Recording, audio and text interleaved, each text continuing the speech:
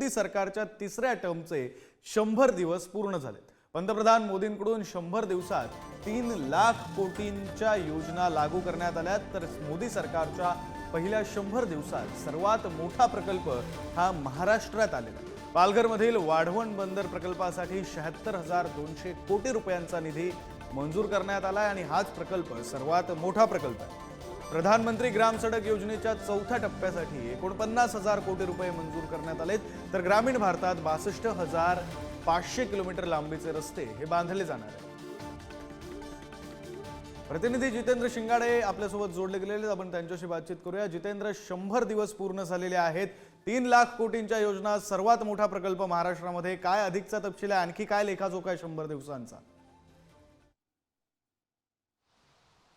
विक्रांत, आज 100 दिवस पूर्ण होत आहेत नरेंद्र मोदी सरकारच्या कार्यकाळात, तिसऱ्या कार्यकाळाला। 9 जून 2024 रोजी पंतप्रधान मोदी यांनी पंतप्रधान पदाची शपथ घेतलेली होती। त्यांच्यासोबत 76 मंत्र्यांनी मंत्रिमंडळाची शपथ घेतली होती। त्यानंतर आज 100 दिवस पूर्ण झालेले आहेत आणि ज्या प्रकारे लोकसभा निवडणुकीमध्ये 400 पारचा नारा देण्यात आलेला होता, मात्र त्याचा परिणाम लोकसभा निवडणुकीत कुठेही दिसला नाही आणि 230 जागांवर भाजपला समाधान व्हावं लागलं। त्यानंतर मित्रपक्षांच्या जोरावर देशात एनडीएचं सरकार स्थापन झालेलं आहे आणि त्यानंतर सरकारच्या काही धोरणात्मक बदलाव होईल का किंवा काही बदलतील का अशी शंका उपस्थित करण्यात येत होती। मात्र त्या प्रकारचा कुठलाही परिणाम किंवा बदलाव जो आहे तो आता दिसून येत नाहीये। ज्या प्रकारे मोदी यांच्या कार्यकाळात पहिलं कार्यकाळ असेल किंवा दुसरा कार्यकाळ असेल, त्या प्रकारच्या ज्या योजनांचा धडाका लावलेला होता, त्याच धडाका जो आहे तोच तसाच धडाका आताही कायम असल्याचा तिसऱ्याही कार्यकाळात पहिल्या 100 दिवसात दिसून येत आहे। कारण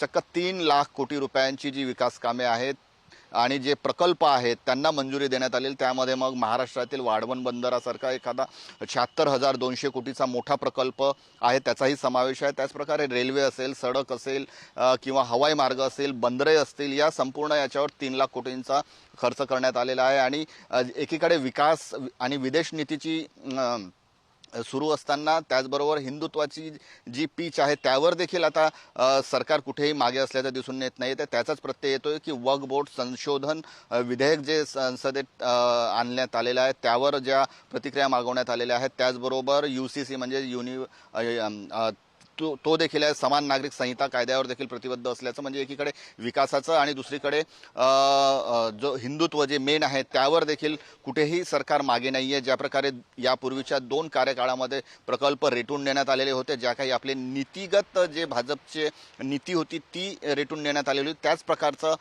जो आहे तो प्रयत्न आताही दिसत आहे। कारण एनडीएचं सरकार आहे, भाजपला अपेक्षित जागा मिळालेल्या नाही, मित्रपक्षाच्या भरवशावर हे सरकार असल्याने तरी सुद्धा पहिल्या